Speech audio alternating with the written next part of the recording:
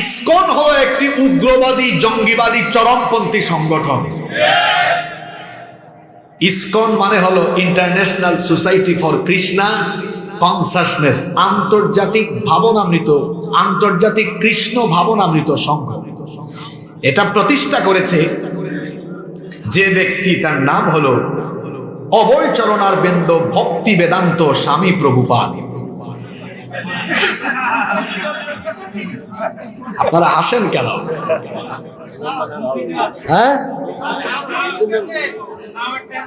এই তার নামের প্রভুপাদ নিয়ে অনেকের তার নামের শেষে লাগাইছে প্রভু। এই চিন্ময় প্রভু, তারও পুরা নাম অনেক লম্বা, চিন্ময় কুমার দাস প্রভু ব্রহ্মচারী। কত লম্বা নাম আপনি চিন্তা করেছেন?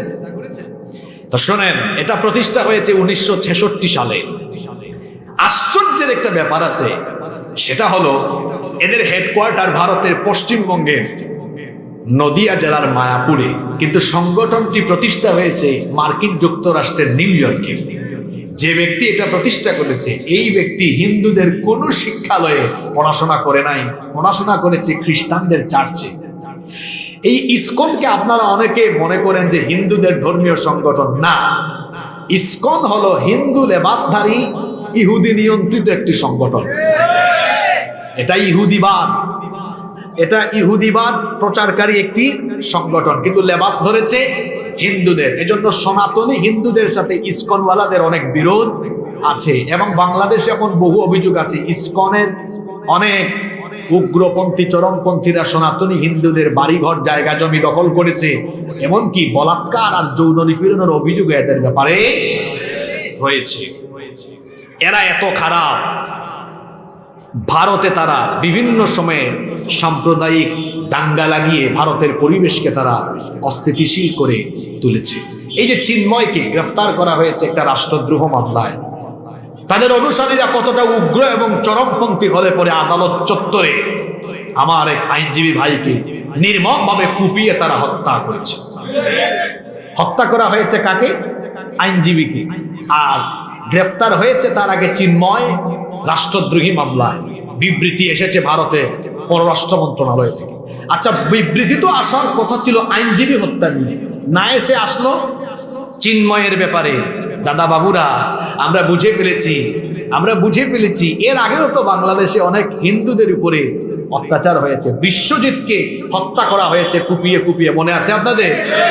ওই যে বিএনপির গয়েশ্বর চন্দ্র রায়, আরেক মহিলা ওই যে নিপুণ রায় না কি জানি নাম। এছাড়া আরো বিভিন্ন সময়ে হিন্দুদের উপরে অনেক সময় নির্যাতন হয়েছে। পররাষ্ট্র মন্ত্রণালয়ের জবানে তখন তারা লেগে গিয়েছিল, চিন্ময় রাষ্ট্রদ্রোহ অপরাধ করেছে। আমার দেশের লাল সবুজ পতাকার উপরে তাদের উগ্রবাদী গেরুয়া রঙের পতাকা উড়িয়ে আমার লাল সবুজ পতাকাকে অপমান যখন করেছে, আমার দেশের আইন তাকে গ্রেফতার করেছে। এখন তার অনুসারীরা কুপিয়ে কুপিয়ে আমার এক আইনজীবী ভাইকে হত্যা করেছে।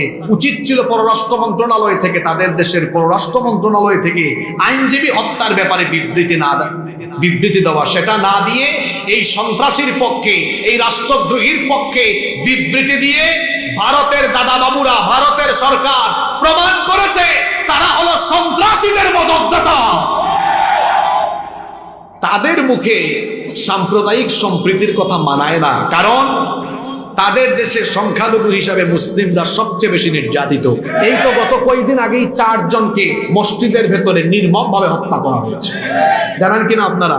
তাবরিজকে জয় শ্রীরাম না বলার কারণে এর আগে কয়েক বছর আগে পিটিয়ে হত্যা করা হয়েছে। মুস্কান নামক আমার এক বোনকে এক কলেজের ক্যাম্পাসে তাকে লাঞ্ছিত করা হয়েছে। তোমাদের কথা মনে আছে ভাই, তোমরা গুজরাটে কি করেছো? তোমরা সিকিমে, হায়দ্রাবাদে, কাশ্মীরে কি করেছো? সব আমাদের যারা আছে, তোমরা আমাদেরকে সম্প্রীতি শেখায়ো না, কারণ তোমাদের মতো অসভ্য আর বর্বর পৃথিবীতে আর কেউ নাই। তোমরা আমাদের বাবরি মসজিদ দখল করে রাম মন্দির বানিয়েছো, সব জানা আছে আমাদের। এখন যদি আমার দেশকে নিয়ে কোনো ধরনের ষড়যন্ত্র করো, চক্রান্ত করো, আমরা সবর করছি বলে এটা আমাদের দুর্বলতা ভেবো না। যদি আমার দেশের উপরে কোনো ধরনের কুনজর দেওয়ার চেষ্টা করা হয়, তাহলে আমরাও চুপ করে বসে থাকবো না। যদি আমার দেশ নিয়ে কোনো ধরনের ষড়যন্ত্র করা হয়, আমরাও সাবধান করে দিচ্ছি, ভারতের মানচিত্র আর এরকম থাকবে না, টুকরা টুকরা হয়ে যাবে। আমাদেরকে হুমকি দেয়, কয় সোমবার থেকে, আজকে কি বার গেল, কয় সোমবার থেকে আমরা সীমান্ত অবরোধ করব। তা আমি গত 2 দিন আগে বৃহস্পতিবারে শরীয়তপুরে বলেছিলাম, অবরোধ করলে কর তোরা, তাতে আমাদের কি? তোরা কি আমাদেরকে তোদের পেঁয়াজ চিনি এগুলো ভিক্ষা দেশ নাকি? আমরা তো টাকা দিই, তোরা আমাদেরকে পণ্য দিস। আমার 14 গ্রাম বাজারে কোনো ব্যবসায়ী আমারে পণ্য দেয় না, আমি কি বসে থাকবো নাকি? আমি আরেক দোকানে যাব না? তো তুমি আমাকে না দিলে নাই। আমিও বলেছি আমরা এগুলোতে ভয় পাই না, আপনারা চুপচাপ বসে থাকেন 1-2 সপ্তাহ, দেখবেন তার পণ্য যখন খালাস হবে না, তার পণ্য যখন পচা আরম্ভ করবে, আপনাদের পায়ে ধরে বলবে আব্বা আমাদের পণ্যগুলা নেন।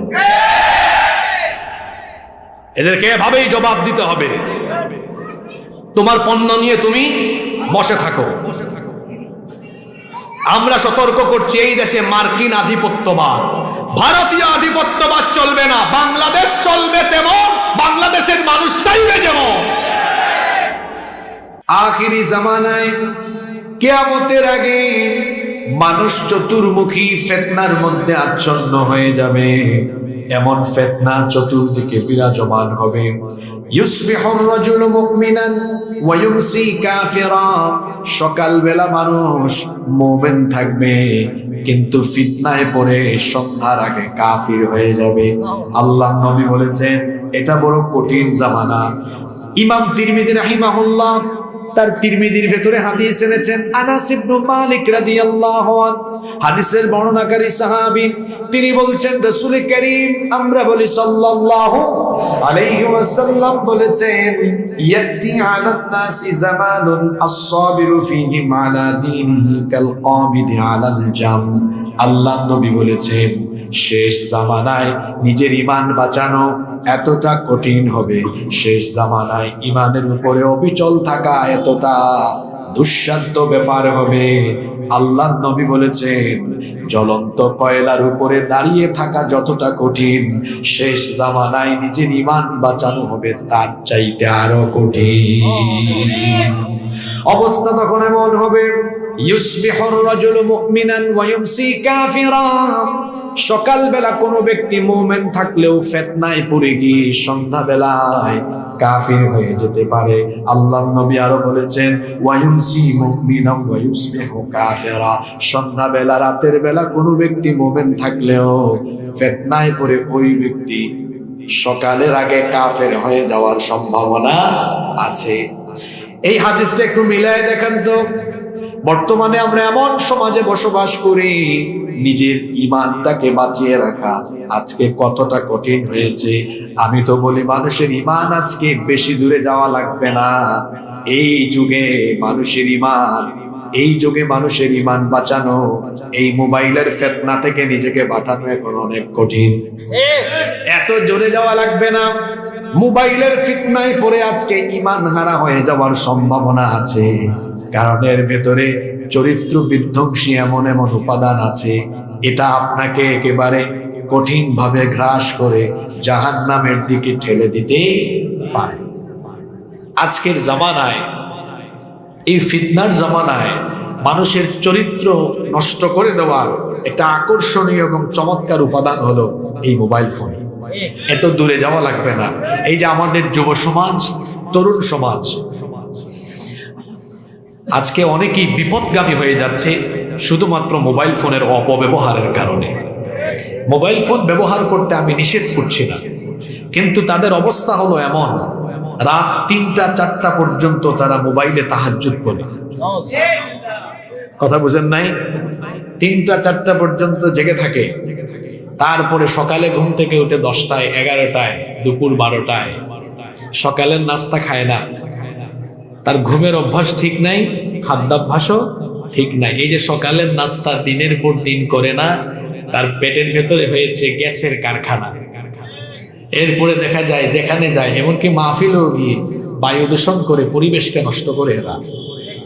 আর রাত জাগতে জাগতে এদের চেহারা হয়েছে কেমন, যৌবন বয়সে 18, 20, 22, 25 বছর বয়সে তার চেহারা এত লাবণ্য থাকার কথা, কিন্তু রাত জাগতে জাগতে তার গালের 2 পাশের মাংস হাড্ডির চিপার ভিতরে ঢুকে গিয়েছে, তারপরে চোখের নিচে কালি পড়ে গিয়েছে, তারপরে তার মাইগ্রেনের সমস্যা, কত ধরনের সমস্যা। রাস্তায় যখন হাঁটে 22-23 বছরের ছেলে ফার্মের মুরগির মতো ঝিমাই ঝিমাই হাঁটে। এই হলো যুবকদের অবস্থা। ও রাত 2টা-3টা পর্যন্ত ফেসবুক, ইউটিউব বা অন্যান্য জায়গায় পড়ে থাকে। তার কেরিয়ারকে ধ্বংসের দিকে নিয়ে যাচ্ছে, তার জীবনকে সে অসুস্থ জীবন হিসেবে রূপান্তর করে ফেলছে। এজন্য এক অসুস্থ জীবনের দিকে ধাবিত হওয়ার জন্য বর্তমান ইয়াং সোসাইটি পরস্পর প্রতিযোগিতায় লিপ্ত হয়েছে। কথা বুঝতে পারছেন তো? আচ্ছা, আমাকে যারা মোটরসাইকেল দিয়ে নিয়ে আসছে এরা কি এখানে আছে? কোথায় আছে? এই একজন, আর কোথায়? কয়েকজন আছে। আমি এদেরকে ধরবো আগে থেকেই ভাবছিলাম। আমার অভিজ্ঞতা হলো, মাহফিলে কিছু ছেলে পেলে থাকে, এরা শো অফ করে। হুজুরকে আনার সময় খুব পাকপাকুম করে আনবে, কয়েকটা ছবি তুলবে, তারপর আর কোনো খবর নাই। আর দেখা করে বলে কি, হুজুর আমি আপনার কঠিন ভক্ত। আসলে কঠিন ভক্ত হচ্ছেন সামনের কাতারের এরা, কারণ এরা ওয়াজ শোনার জন্য অনেক আগে থেকে এসে জায়গা জুড়ে বসে আছে। ভালো ছাত্র ক্লাসের সামনে থাকে, ঠিক না বেঠিক? এতগুলা মোটরসাইকেল নিয়ে গিয়েছেন, আমি কি 14 গ্রামে এমপি ইলেকশন করবো? এগুলো কেন? বন্ধ করেন। সবসময় ফোনে বলে দিই আমরা, একজন ভাই একটু এগিয়ে আসবেন, কারণ গ্রামে গঞ্জে অনেক চিপা চাপা রাস্তা থাকে, এটা গুগল ম্যাপও অনেক সময় উল্টাপাল্টা শো করে। এই জন্য আমরা বলি একজন ভাই এগিয়ে আসবেন, আমরা আপনাকে নিয়ে মাহফিল স্থলে চলে যাব। এই 12 জন 14 জন একত্রিত হলে আর গাড়ি টানা যায় না, তখন তারা গাড়ি স্লো করে আমরা আরো আগে আসতে পারতাম। এই পাকপাকুমের কারণে আসতে লেট হয়েছে। এখন আমি আজকে বাস্তবে প্রমাণও দিয়ে গেলাম, এই পাকপাকুমগিরি যারা করে এরা মাহফিলে ওয়াজ শোনে না। আর তারা মনে করে হুজুর বোকা শোকা ধোঁকা দিতে পারবে। সে চিন্তা করে না সে যে স্কুলের ছাত্র, আমরা ওই স্কুলের ডাক্তার, শিক্ষক না। কথা বুঝেন নাই? সে যে স্কুলের ছাত্র, আমরা ওই স্কুলের শিক্ষকও বলি নাই। কি বলেছি? আরো এক ক্লাস উপরে। সে মাহফিল করে বছরে একটা, আর আমরা তো ডেইলি করি। আমাদের অভিজ্ঞতা আছে না? এই ভাই গিয়েছেন, ওনার সাথেই যোগাযোগ, ইনি থাকবেন সেটা আমার জানা আছে। কিন্তু ওনার সাথে যারা ছিলেন, আমি গাড়িতে বসে আমার সফর সাথীদেরকে বলেছি যে দেখবা এদের মধ্যে 2-4 জন ছাড়া আর কেউ থাকবে না। এই পাকপাকুমগিরি বন্ধ করতে হবে। যুবক ভাইদেরকে বলছি, এই মোবাইল ফোনের ফিতনা থেকে ভাই নিজেকে হেফাজত করতে হবে। একটু একাকী হয়ে গেলে মোবাইলের ফিতনায় তারা ডুবে যায়। আরাম রিলেশনে সম্পৃক্ত হয়ে তার কেরিয়ার সে শেষ করে দিচ্ছে, জীবন সে শেষ করে দিচ্ছে। কি মনে করছেন আল্লাহ কিছু দেখেন না? আল্লাহ কিছু দেখেন না? তাই এই ভয় তো আপনার ভিতরে নাই। আপনি তো একাকী নীরবে নিভৃতে যখন মোবাইল ফোন হাতে নেন, তখন তো আপনি গুগল শরীফে গিয়ে পর্ন সাইটে ঢুকে অশ্লীল ভিডিও দেখা আরম্ভ করেন, ইউটিউব শরীফে গিয়ে আজে বাজে নাটক সিনেমা দেখা আরম্ভ করেন। আপনি মনে করেন যে আমার ভাই বোন, মা বাবা, পরিবারের কেউ এখন দেখবে না, শুনবে না আমি কি দেখছি, কি করছি। কিন্তু কেউ না দেখলেও না শুনলেও যিনি সবকিছু দেখেন এবং শুনেন তিনি কে? সে আল্লাহ বলছেন, আওয়ালা ইয়ালামুনা আন্নাল্লাহা ইয়ালামু মা ইউসিররুনা ওয়া মা ইউলিনুন। তারা কি জানে না? গোপন এবং প্রকাশ্য সবকিছুর খবর যিনি জানেন তিনি কে? ইন্নাল্লাহা লা ইয়াখফা আলাইহি শাইউন ফিল আরদি ওয়ালা ফিস সামা। আসমান জমিনের কোনো কিছুই আল্লাহর কাছে গোপন নাই, সব কিছু তিনি জানেন।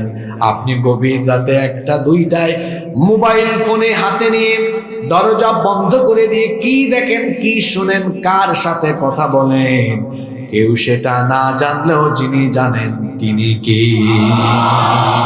আল্লাহকে ভয় করুন। গোপনে যারা গুনাহ করে এদের শাস্তি বড় মারাত্মক। অনেকে আছে গোপনে গোপনে হারাম কাজে লিপ্ত, যেটা কেউ জানে না। কিন্তু কেউ জানে না, জানেন কে? আল্লাহ নবী বলেছেন, খুব ভয়াবহ হাদিস, এটা ভালো করে শোনেন। যুবক ভাইয়েরা মনোযোগ দেন। আল্লাহ নবী বলেছেন, কিয়ামতের ময়দানে তিহামার শুভ্র পর্বতমালা সম পরিমাণ নেক আমল করে কোন ব্যক্তি হাসরের মাঠে উঠবে, কিন্তু পাহাড় সম পরিমাণ আমল মুহূর্তের মধ্যেই ধুলাবালি হয়ে উড়ে যাবে। সাহাবীরা জিজ্ঞেস করলেন, এটা কোন ব্যক্তির কথা আপনি বলছেন? আল্লাহ নবী তখন বললেন, এই ব্যক্তি হলো সেই ব্যক্তি নামাজেও যায়, রোজাও রাখে, হজ করে, উমরা করে, ওয়াজ মাহফিলে আবার আয়োজন করে ওয়াজ মাহফিল শুনতেও যায়, কিন্তু গোপনে হারাম কাজ করে। কথা বুঝতে পেরেছেন? সব আমল কি হয়ে যাবে? সব আমল এই ফিতনায় পড়া যাবে না। এই শেষ জামানাটা হচ্ছে ফিতনার জামানা। বলেছেন মুহাম্মদ, আমরা বলি সাল্লাল্লাহু। ফিতনার এই জামানায় মানুষ এমন ফিতনায় পড়বে, নেতৃত্বের জায়গায় ফিতনা দেখা দেওয়ার কারণে মানুষ আরো ভয়াবহ ফিতনার মধ্যে আচ্ছন্ন হবে। এজন্য আল্লাহ নবী বললেন, আ'আযাকাল্লাহু মিন ইমারাতিস সুফাহা, মূর্খ অপদার্থ নেতৃত্ব থেকে আমি তোমাদের জন্য আল্লাহর কাছে পানাহ চাইছি। সাহাবীরা তখন বললেন, মা ইমারাতিস সুফাহা, মূর্খদের অপদার্থদের নেতৃত্ব আমরা বুঝলাম না, আমাদেরকে বুঝিয়ে দেন। আল্লাহর নবী তখন বললেন, উমারা ইয়াকুনুনা বাদি, আমার পরে এমন কিছু নেতৃত্ব দুনিয়ায় আসবে, লা ইয়াক্তাদুনা বিহাদি, তারা আমার হেদায়াত অনুসরণ করে তারা সমাজ এবং রাষ্ট্র পরিচালনা করবে না। আল্লাহ নবী বললেন, আমার পরে এমন একটি সমাজ ব্যবস্থা আসবে, আখিরি জামানায় এমন একটি পরিস্থিতি তৈরি হবে, আমার পরে এমন কিছু লোক আসবে, উমারা ইয়াকুনুনা ইয়াক্তাদুনা বিহাদি, আমার হেদায়াত অনুসরণ করে, লা ইয়াক্তাদুনা বিহাদি, তারা আমার হেদায়াতের ইক্তেদা করবে না, আমার হেদায়াতের অনুসরণ করবে না, অর্থাৎ আমার তরিকা গ্রহণ করে তারা তাদের সমাজ এবং রাষ্ট্র চালাবে না। ওয়ালা ইয়াস্তান্নুনা বিসুন্নতি, আমার সুন্নত অনুসরণ করে তারা সমাজ এবং রাষ্ট্র পরিচালনা করবে না। মনোযোগ আছে আপনাদের? আকাশের উপরে আর মাটির নিচের ওয়াজ না, এগুলা ভালো করে শুনেন কথাটা। আল্লাহ নবী বলেছেন, আমার পরে এমন এক জামানা আসবে, লা ইয়াক্তাদুনা বিহাদি, আমার হিদায়াতের ইক্তেদা করা হবে না, ওয়ালা ইয়াস্তান্নুনা বিসুন্নতি, আমার সুন্নতের অনুসরণ করা হবে না, আমার দেখানো পথ এবং পথে, আমার দেখানো আদর্শ মতে সমাজ এবং রাষ্ট্র চলবে। এখন বলেন তো দেখি, আপনাদের দেশের মসজিদগুলো আল্লাহর আইনে চললেও আপনাদের দেশের সমাজ আর রাষ্ট্র চলে আল্লাহর আইনে না মানুষের আইনে? বুঝে শুনে উত্তর দিও, আল্লাহর আইনে না মানুষের আইনে? তাহলে শেষ জামানায় আল্লাহ নবীজি বলেছেন, সমাজ এমন কিছু অপদার্থ অথর্ব সমাজ আসবে, যেই সমাজে অযোগ্য অপদার্থরা নেতৃত্ব দিবে, সেই সমাজের নেতৃত্ব হবে এমন আল্লাহর আইন বাদ দিয়ে তারা নিজেরা আইন বানিয়ে সমাজ রাষ্ট্র পরিচালনা করবে। তাহলে আল্লাহ নবীর আদেশ অনুযায়ী আমরা কি বর্তমানে সভ্য সমাজে আছি না অথর্ব সমাজে আছি? পৃথিবীর কোন নবী বা রাসূল মানুষের তৈরি করা আইন প্রতিষ্ঠার জন্য তারা কাজ করেন নাই, বরং সকল নবী এবং রাসূল এই পৃথিবীতে যার হুকুম, যার বিধান কায়েমের জন্য কাজ করেছেন তিনি কে? আল্লাহ। এজন্য আল্লাহ বলেছেন, ইনিল হুকমু ইল্লা লিল্লাহ, আল্লাহ ছাড়া কারো হুকুম চলবে না। আলা লাহুল খালকু ওয়াল আমর, সৃষ্টি যার, আইন চলবে। আসমান কার? জমিন কার? তো আইন চলবে কি আমার বাপ দাদা? আইন চলবে কার?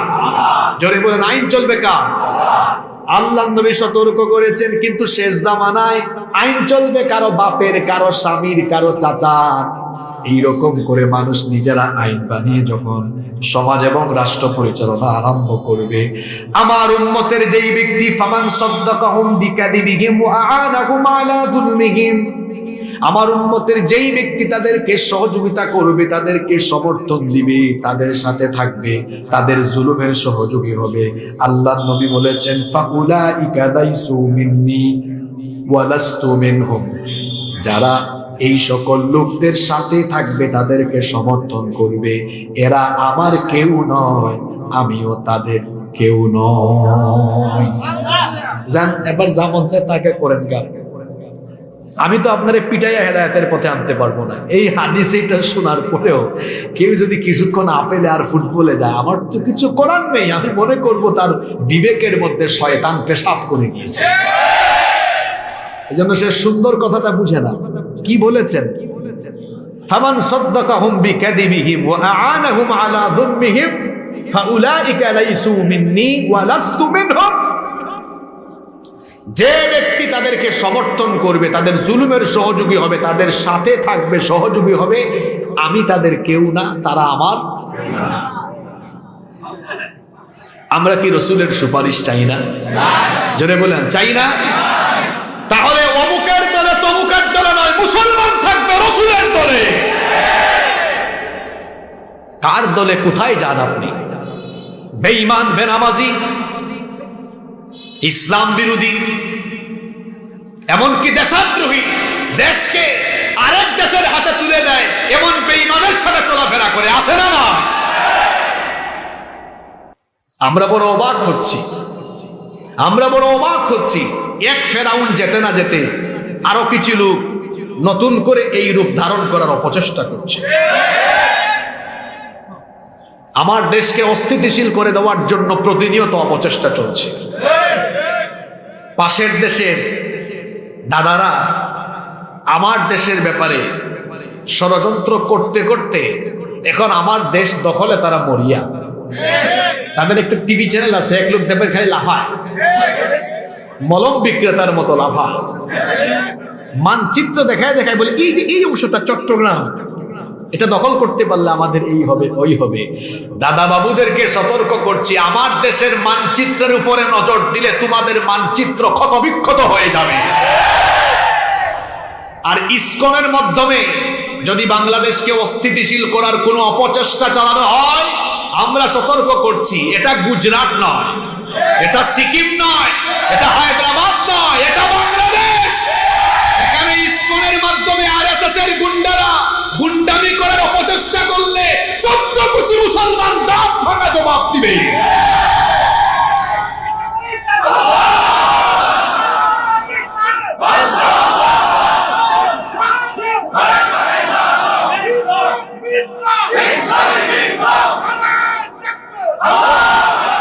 ইসকন হলো একটি উগ্রবাদী, জঙ্গিবাদী, চরমপন্থী সংগঠন।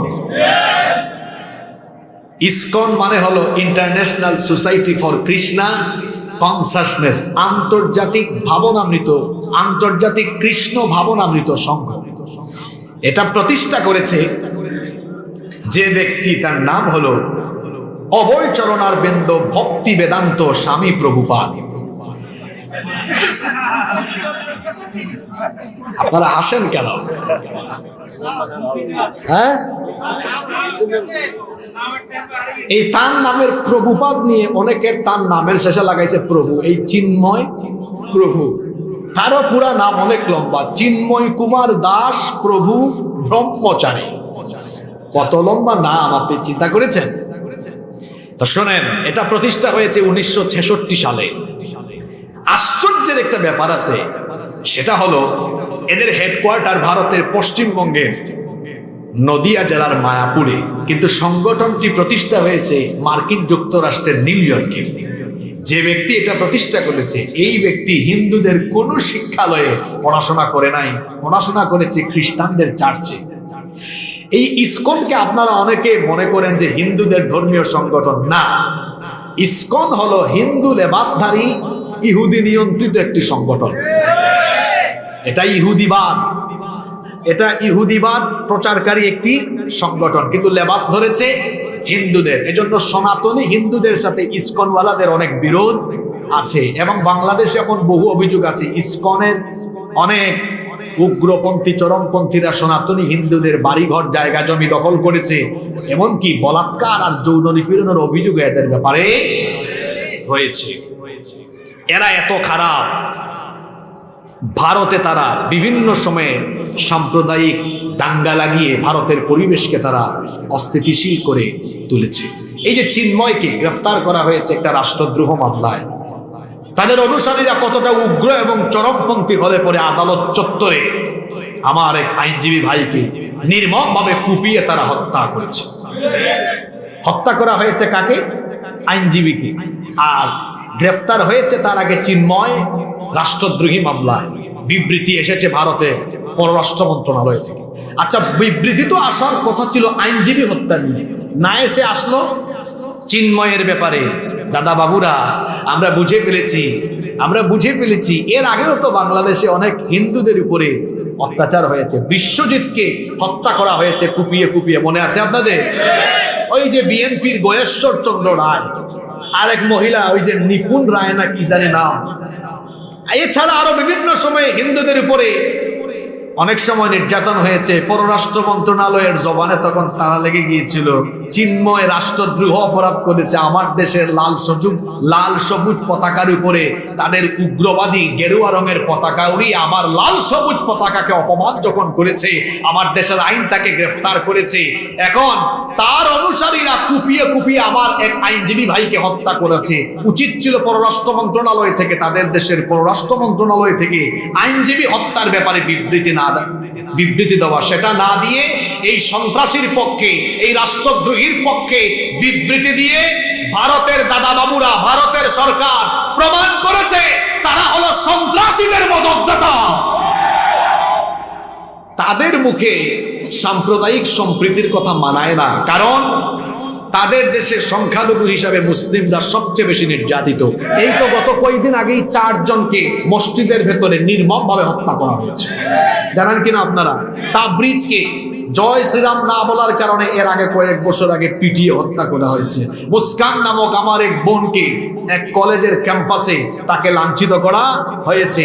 তোমাদের কথা মনে আছে ভাই, তোমরা গুজরাটে কি করেছো, তোমরা সিকিমে, হায়দ্রাবাদে, কাশ্মীরে কি করেছো? সব আমাদের যারা আছে, তোমরা আমাদেরকে সম্প্রীতি শেখায়ো না, কারণ তোমাদের মতো অসভ্য আর বর্বর পৃথিবীতে আর কেউ নাই। তোমরা আমাদের বাবরি মসজিদ দখল করে রাম মন্দির বানিয়েছো, সব জানা আছে আমাদের। এখন যদি আমার দেশকে নিয়ে কোনো ধরনের ষড়যন্ত্র করো, চক্রান্ত করো, আমরা সবর করছি বলে এটা আমাদের দুর্বলতা ভেবো না।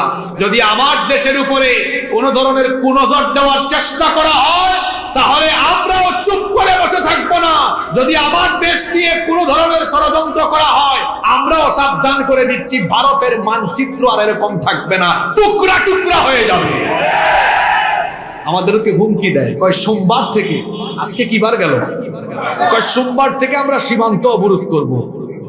তা আমি গত 2 দিন আগে বৃহস্পতিবারে শরীয়তপুরে বলেছিলাম, অবরোধ করলে কর তোরা, তাতে আমাদের কি? তোরা কি আমাদেরকে তোদের পেঁয়াজ চিনি এগুলো ভিক্ষা দেশ নাকি? আমরা তো টাকা দিই, তোরা আমাদেরকে পণ্য দিস। আমার 14 গ্রাম বাজারে কোনো ব্যবসায়ী আমারে পণ্য দেয় না, আমি কি বসে থাকবো নাকি? আমি আরেক দোকানে যাব না? তো তুমি আমাকে না দিলে নাই। আমিও বলেছি আমরা এগুলোতে ভয় পাই না, আপনারা চুপচাপ বসে থাকেন 1-2 সপ্তাহ, দেখবেন তার পণ্য যখন খালাস হবে না, তার পণ্য যখন পচা আরম্ভ করবে, আপনাদের পায়ে ধরে বলবে, আব্বা আমাদের পণ্যগুলা নেন। এদেরকে এভাবেই জবাব দিতে হবে, তোমার পণ্য নিয়ে তুমি বসে থাকো। আমরা সতর্ক করছি, এই দেশে মার্কিন আধিপত্যবাদ, ভারতীয় আধিপত্যবাদ চলবে না। বাংলাদেশ চলবে তেমন, বাংলাদেশের মানুষ চাইবে যেমন। কোন হাদিসে ছিলাম মনে আছে? সেখান থেকে এই কথাগুলোর অবতারণা হয়েছে। আল্লাহর নবী সতর্ক করে গিয়েছেন, শেষ জামানায় কিয়ামতের আগে আমার দেখানো মত বাদ দিয়ে নিজেদের তৈরি করা আইন দিয়ে মুসলমান তার সমাজ রাষ্ট্র পরিচালনা আরম্ভ করবে। আজকে কি সেই জায়গায় আমরা চলে আসছি না? কোথায় যাচ্ছেন আপনি বলেন? কোথায় যাচ্ছেন আপনি? জমিন তো হলো আল্লাহর, এই জমিনে আইন চলবে কার? আল্লাহর দেওয়া আইন কানুন প্রতিষ্ঠা বাদ দিয়ে মুসলমান যদি তার নিজের বানানো আইন বা অন্য কারো বানানো আইন মতাদর্শ বাস্তবায়নের জন্য চেষ্টা করে, তাহলে সেই ব্যক্তি সরাসরি আল্লাহর সাথে কুফর করে, শিরিক করে এবং আল্লাহর সাথে সে খোদাদ্রোহী কাজে লিপ্ত হয়ে যায়। এজন্য আমরা যতদিন বেঁচে থাকব, আমরা আমাদের রক্ত, ঘাম, আমাদের জীবনের শক্তি, সামর্থ্য সব খরচ করব আল্লাহর দ্বীনের প্রতি। বলেন ইনশাআল্লাহ। আল্লাহর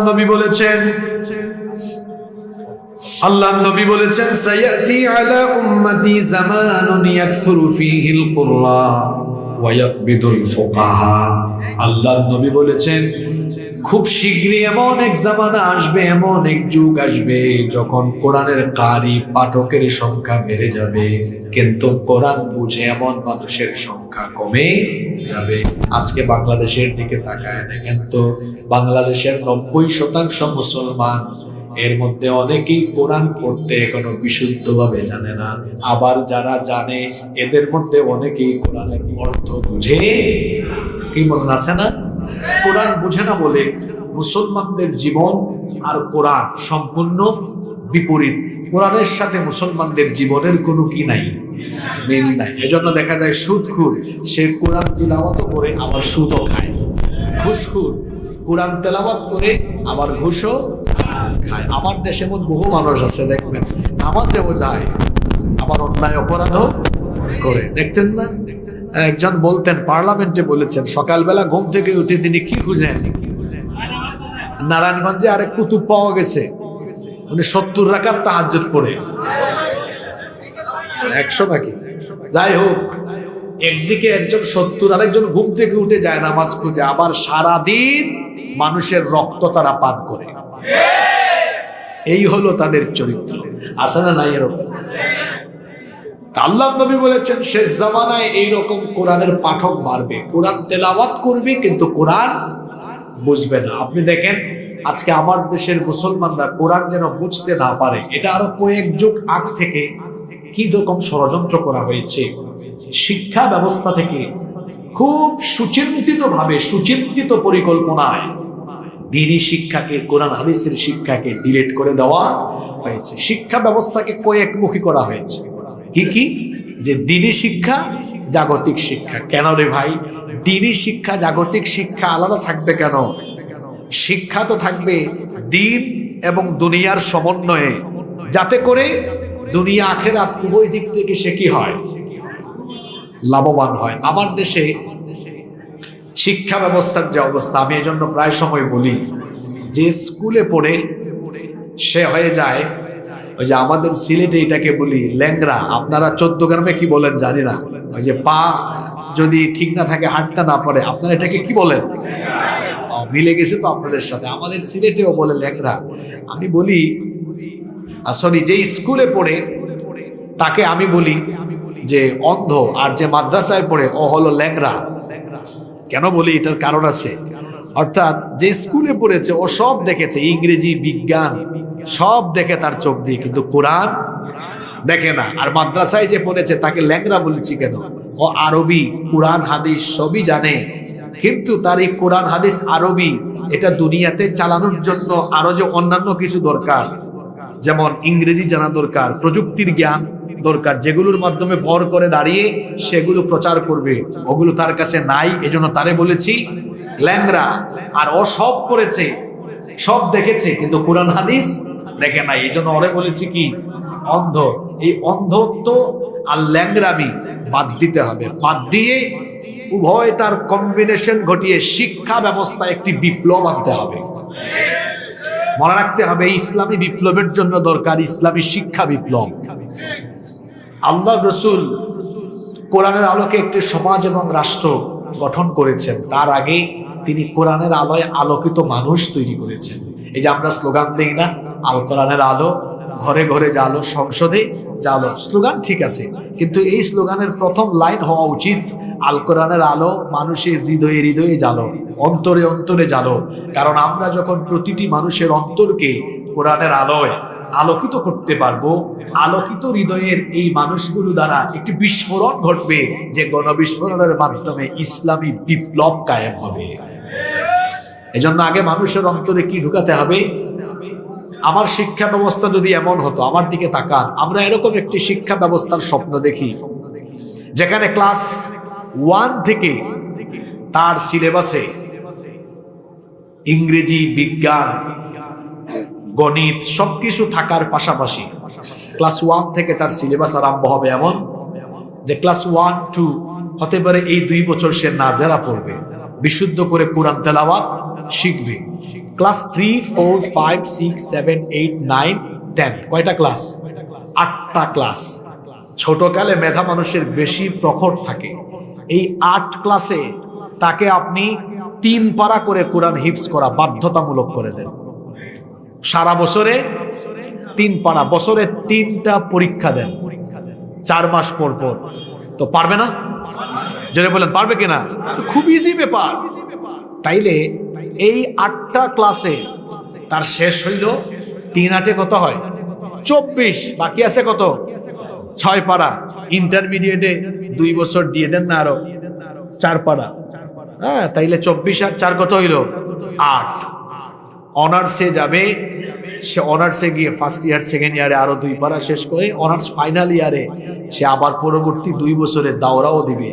তাইলে ও অনার্সে গিয়ে ইংরেজি বিভাগে পড়ে, বিবিএতে পড়ে, এলএলবিতে পড়ে, ও ব্যারিস্টার হয়েছে, হাফেজ ব্যারিস্টার, হাফেজ অ্যাডভোকেট, হাফেজ ইঞ্জিনিয়ার, হাফেজ সচিব, হাফেজ ডিসি, হাফেজ এসপি, হাফেজ এডিসি, হাফেজ এমপি, হাফেজ মন্ত্রী, হাফেজ মেম্বার, হাফেজ চেয়ারম্যান।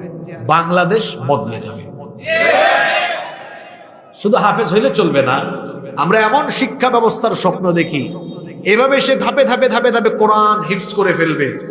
তার পাশাপাশি প্রতিটি ক্লাসে কোরআন হাদিস বাধ্যতামূলক থাকবে, যাতে করে সে সুশিক্ষিত, নৈতিক মূল্যবোধ সম্পন্ন একজন আদর্শ মানুষে পরিণত হতে পারে। কারণ আমার এই শিক্ষা ব্যবস্থা জাতিকে বেশিরভাগ ক্ষেত্রে চোর ডাকাত উপহার দিয়েছে। আপনি বলবেন হুজুর এমন কথা কেন বললেন? এই যে চোরেরা জামাতের সাথে পালিয়ে গেল, অনেক সচিব পালিয়ে গিয়েছে, এরা কি অশিক্ষিত না শিক্ষিত? জোরে বলেন। আমার দেশে মাঝে মাঝে মসজিদে জুতা চুরি হয়, ওরেও আমরা চোর বলি। আর সচিবালয়ে বসে যে ব্যক্তি চুরি করে তাকেও আমরা চোর বলি। কিন্তু 2 চোরের লেভেল বা ক্যাটাগরি কি একরকম? একটা হলো শিক্ষিত চোর, আরেকটা অশিক্ষিত চোর। বলেন তো সমাজ আর রাষ্ট্রের জন্য বেশি ক্ষতিকর শিক্ষিত চোর না অশিক্ষিত চোর? অশিক্ষিত চোর হয়তো 1, 2, 3 হাজার টাকার জুতা চুরি করবে, তাই না? বা কয়েক হাজার টাকার জুতা চুরি করবে। আর শিক্ষিত চোর, এই চোরের ঘরের চোররা এমন, এরা কলমের খোঁচায় হাজার হাজার কোটি টাকা চুরি করতে পারে। এত শিক্ষিত হয়ে এত চুরি করে কেন? কারণ কি? কারণ তার একাডেমিক সিস্টেমে বাংলা, ইংরেজি, গণিত, সমাজ, অর্থনীতি, পৌরনীতি, রাষ্ট্রনীতি, তারপরে আইসিটি সব পড়েছে। তার সিলেবাসে কোরআন নাই, হাদিস নাই, দ্বীনি শিক্ষার কোনো বিষয় নাই। এজন্য দ্বীনি শিক্ষা বহির্ভূত এই শিক্ষা তাকে শিক্ষিত করে গড়ে তুলল।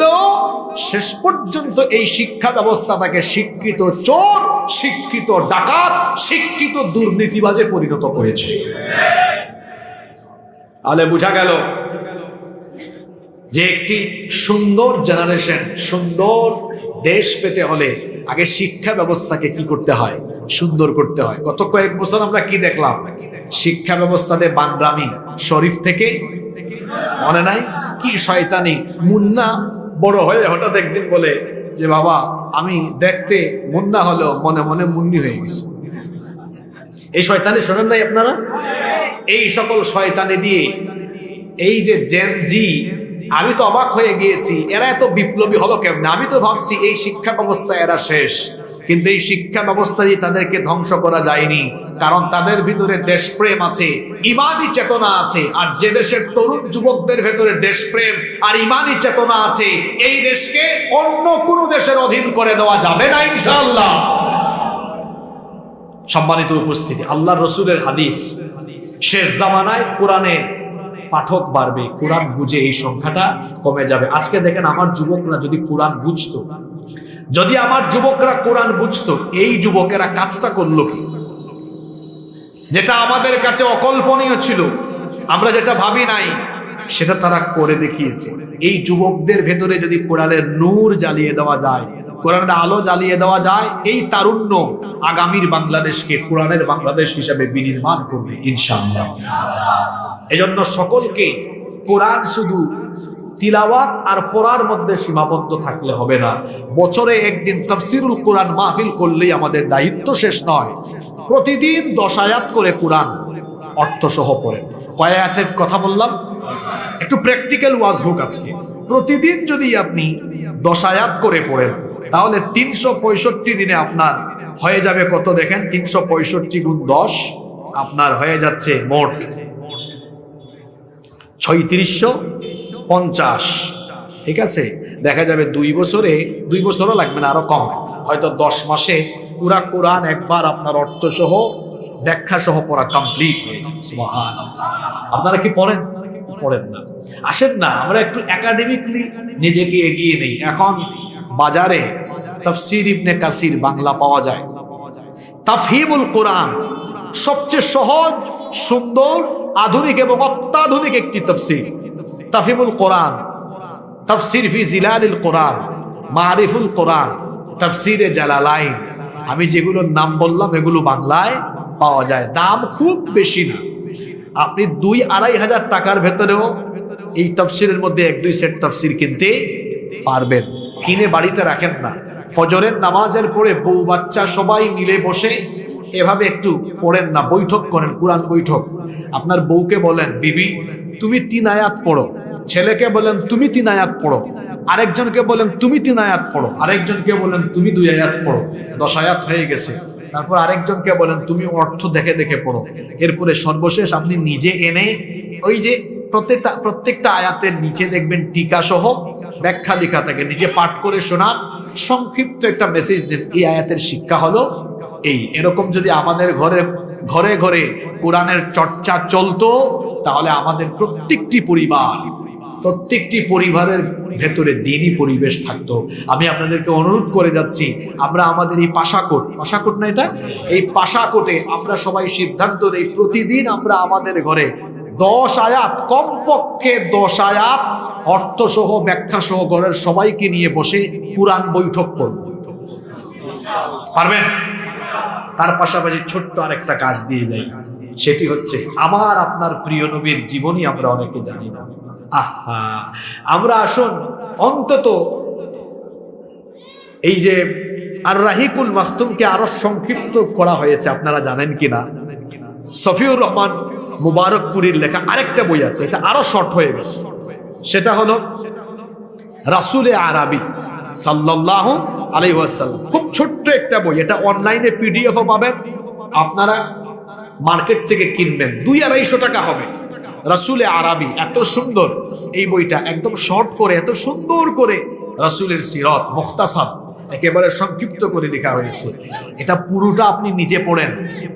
রাসূলের জন্ম থেকে নিয়ে মিনাল মিলাদি ইলাল ওয়াফাত, জন্ম থেকে মৃত্যু পর্যন্ত রাসূলের পুরো জীবনীটা আপনার চোখের সামনে যদি থাকে, আপনার জীবন রাসূলের আদর্শে আদর্শিত হবে ইনশাআল্লাহ। এই 2টা কাজ আমরা করতে পারবো তো? এটা যদি না হয় আমাদের জীবন তো কোরআনের মতো হবে না। আমাদের নবী কেমন ছিলেন? আম্মা জানা আয়েশা রাদিয়াল্লাহু আনহাকে গিয়ে সাহাবীরা বললেন আমাদের নবী কেমন ছিলেন? তিনি বললেন কানা খুলুকুল কোরআন, কোরআন যেমন আমার নবীর জীবন হলো তেমন। কোরআন হলো প্রিন্টেড কোরআন আর রাসূল হচ্ছেন প্র্যাকটিক্যাল কোরআন। সুবহানাল্লাহ। হযরতে আবু বকর সিদ্দিক রাদিয়াল্লাহু আনহু তিনি সূরা বাকারা পড়তে তার সময় লেগেছে প্রায় 8 বছর। কত বছর? আপনি বললেন কি বলেন হুজুর, এটা তো আমার দেশের হাফিজরা 1 ঘন্টায় পড়ে ফেলে। রাসূলের সাহাবীরা কি করতেন?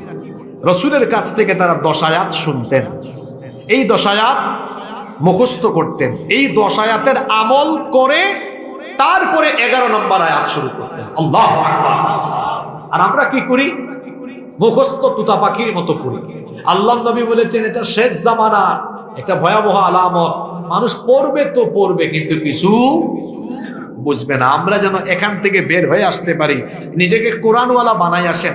আমি তো আজকে বলে দিয়ে গেলাম প্রতিদিন মাত্র কয় আয়াত, 10 মাস। এই আপনার তাইলে বেশি লাগবে না, 1 বছর 10 মাস মানে 24 আর 10 কত, 34 মাসে। আমি ধরে নিলাম মাঝে মাঝে মিস হইলো, কিন্তু 2 বছরে আমার দ্বারা সম্ভব হবে ইনশাআল্লাহ। আপনি যদি বলেন না হুজুর আমি আরো স্লো করে পড়বো, 5 আয়াত করে পড়েন, তাহলে 4 বছরের ভিতরে পূর্ণাঙ্গ কোরআন একবার পড়া হবে আলহামদুলিল্লাহ। বয়স তো কম হইল না বাবা। আল্লাহর কাছে গেলে আল্লাহ যদি প্রশ্ন করেন কি রে এত কিছু করার টাইম পাইলি, আমি যে কোরআন দিলাম 5 আয়াত করে পড়লেও তো 4 বছরে শেষ হইতো, এটা পড়ার বুঝি টাইম পাস নাই। জবাব দেওয়ার মতো কোনো কিছু থাকবে তখন? আসুন আমি অনুরোধ করে যাচ্ছি, প্রতিদিন যদি পারেন মিনিমাম ম্যাক্সিমাম 10 আয়াত, মিনিমাম 5 আয়াত পড়বেন তো? আপনারা পড়বেন? সত্যি পড়বেন তো? আল্লাহ সবাইকে তৌফিক দেন। এরপরে আসুন, কষ্ট হচ্ছে নাকি আপনাদের? এখন এমন একটা পয়েন্ট ধরবো যা আপনার সমাজের বাস্তবতার সাথে মিলবে। আল্লাহ নবী বলছেন শেষ জামানায় ভয়াবহ ফিতনা আরম্ভ হবে মসজিদে। এখন আপনারা আমাকে বলেন, মসজিদ কি ইবাদতের জায়গা না ফিতনার জায়গা? কিন্তু আল্লাহ নবী বলেছেন আখিরি জামানায় মসজিদ থেকে ফিতনার প্রকাশ পাবে। আল্লাহ নবী বলেছেন লা তাকুমুস সাআহ, ততদিন পর্যন্ত কিয়ামত হবে না, হাত্তা ইয়াতাবাহান নাসু ফিল মাসাজিদ, যতদিন না মানুষ মসজিদ নিয়ে পরস্পর গর্ব করবে, বড়াই করবে। আজকে তাকিয়ে দেখেন আমার সমাজের দিকে, আল্লাহ নবীর বলা কথাগুলো কতটা বাস্তবের সাথে মিলে যাচ্ছে। সত্যি সত্যি আজ এক পাড়ার মানুষ অন্য পাড়ার মানুষের সাথে মসজিদ নিয়ে বড়াই করে। এক এলাকার মানুষ বলে আমরা আমাদের মসজিদ 1 কোটি টাকা দিয়ে বানিয়েছি, অন্যরা বলে তাহলে আমরা 2 কোটি টাকা দিয়ে বানাবো। আপনারা বলবেন হুজুর মসজিদ এটা তো ভালো কাজ, মসজিদ নির্মাণ ভালো কাজে প্রতিযোগিতা করা এটা তো কোনো অসুবিধা নাই। হ্যাঁ সত্যি অসুবিধা নাই, অসুবিধার জায়গা হলো আল্লাহ নবী বলেছেন আখিরি জামানার মসজিদগুলো বাহিরের দিক থেকে হবে সুন্দর চাকচিক্যময়, কিন্তু ভেতরের অবস্থা হবে খারাপ। প্রশ্ন হলো ভেতরের অবস্থা কেমন খারাপ হবে? আল্লাহ নবী বলেছেন ইন্না মিন আশরাতিস সাআহ, নিশ্চয়ই কিয়ামতের একটা আলামত হলো উলুউন আহলুল ফিসকি ফিল মাসাজিদ, মসজিদগুলোতে মসজিদের ভেতরে ইমানদার তাকওয়াবান মানুষের গলার আওয়াজের চাইতে পাপাচারীদের গলার আওয়াজ বড় হয়ে যাবে। তাকিয়ে দেখেন আপনার সমাজের দিকে, মসজিদের ইমাম সাহেবের গলার আওয়াজের চাইতে সুদখুর ঘুষখুর সভাপতি সেক্রেটারির গলার আওয়াজ বড়। মসজিদগুলো খুব সুন্দর, 1 কোটি 2 কোটি টাকা দিয়ে বানানো হয়েছে, কিন্তু মসজিদের ভেতরে হকের কোনো আওয়াজ। আমার দেশে মডেল মসজিদ হয়েছে, কিন্তু মডেল কোনো ইমাম, ওখানে মডেল কোনো খুতবা। আপনারা কি মডেল মসজিদে মডেল কোনো খুতবা শুনেছেন? বলবেন হুজুর মডেল খুতবা কি রকম? এই যে মডেল মসজিদগুলো বানানো হলো, সরকারের যেখানে যেখানে যে সরকারি ক্ষমতায় আসবে, যে অন্যায় করবে, কোন আলেম কখনো কারো 5 আটা গোলাম হবে না। যেখানেই অন্যায় হবে সেখানেই হকের আওয়াজ বুলন্দ হবে। মডেল মসজিদে আওয়াজ শুনছেন নাকি? জোরে বলেন শুনছেন? এগুলা কিয়ামতের আলামত। মডেল মসজিদ হবে, কিন্তু মিম্বরগুলো মডেল হবে। আল্লাহ নবী বলেছেন সেই মসজিদগুলোর ভেতরে ইমাম সাহেবের গলার আওয়াজের চাইতে আহলুল ফিসক এদের গলার আওয়াজ বড় হয়ে যাবে। আর বড় হওয়ার কারণও আছে, কারণ আমার দেশের বেশিরভাগ মসজিদ কমিটির ব্যবস্থাপনায় আমরা তাকওয়াবান মানুষকে দায়িত্ব না দিয়ে টাকা পয়সা প্রভাব প্রতিপত্তি আধিপত্য আর বংশ বড় দেখে কমিটিতে আমরা লোক বসাই বলে ওই মসজিদের ব্যবস্থাপনায় যা হওয়া দরকার তা হয় না। দেখা যায় মসজিদগুলোতে এখন যার টাকা বেশি, ক্ষমতা বেশি, যার বংশ বড়, যার আধিপত্য বেশি, তাকেই মসজিদ কমিটিতে রাখা হয়। এই জন্য দেখা যায় বেশিরভাগ ক্ষেত্রে এই পাপাচারী লোকদের দ্বারা মসজিদ হেদায়েতের দিকে পরিচালিত হয় না, বরং মসজিদ থেকেই অপরাধ জগৎ, অন্যায় জগতের বিরুদ্ধে কোনো কথা হয় না। দেখা যায় পাপী তাপীদের দ্বারা নিয়ন্ত্রণে থাকার কারণে মসজিদ থেকে কোনো হকের আওয়াজ উচ্চারিত হয়। আমার দেশের বেশিরভাগ মসজিদের সভাপতি সেক্রেটারি কোষাধ্যক্ষ এরা অন্যায় হারামের সাথে সম্পৃক্ত, সুদখোর, ঘুষখোর, চাঁদাবাজ, টেন্ডারবাজ, অন্যায়কারী, অপরাধকারী লোকদেরকে মসজিদের কমিটিতে রাখার কারণে ওই মসজিদগুলো যেভাবে পরিচালনা হওয়ার কথা সেভাবে হয় না। এমনকি 5 ওয়াক্ত নামাজেও আসে না। শুক্রবারে জুমার দিনে আসে আবার 1:15 মিনিটে আইসা প্রথমে গেইটে ঢুকে একটা কাশি মারে, বুঝায় সভাপতি আসছেন একটু সাইড দেন, তারপরে সবাইকে ডিঙায়া একদম সামনে গিয়া বসে। এগুলো আমি আপনাদের এলাকার কথা বলতেছি না, এগুলো বা আপনাদের এলাকায় নাই, কমন পড়ছে তাই না? আমি একবার এক মসজিদে খুতবা দিচ্ছি, তো এইরকম একজন আসছে আপনার 1টার পরে কাশিদাসি দিয়ে আগাইতেছে। আমি বললাম, এই দাঁড়ান, শেষে আসছেন, যেখানে জায়গা পেয়েছেন সেখানে বসে থাকেন। পাশে একজন বলে, কমিটি কমিটি। কি বলে? যেটা বলছে মসজিদের ইমাম সাহেব। বললাম, আপনাদের মতো হুজুরদের কারণে এই খেজুররা এত সুযোগ পায়। সে কমিটি হোক, সভাপতি হোক আর সেক্রেটারি হোক, ও সামনের কাতারে আসতে হলে ওরে সবার আগে আসতে হবে। ও যদি সবার শেষে আসে তো সবার শেষে তাকে বসে থাকতে হবে। মসজিদটা কার ঘর? এখানে এসে বীর বাহাদুর সাহেবের বাহাদুরি চলবে? আহা, শেষ জামানার মসজিদগুলোর অবস্থা কেমন হবে? অন্য হাদিসে নবীজি আরো বলেছেন, মাসাজিদুহুম আমিরাহ ওয়া হিয়া খারাবুম মিনাল হুদা। মসজিদগুলো চাকচিক্যময় হবে কিন্তু হেদায়াত শূন্য, হেদায়াত শূন্য হয়ে যাবে।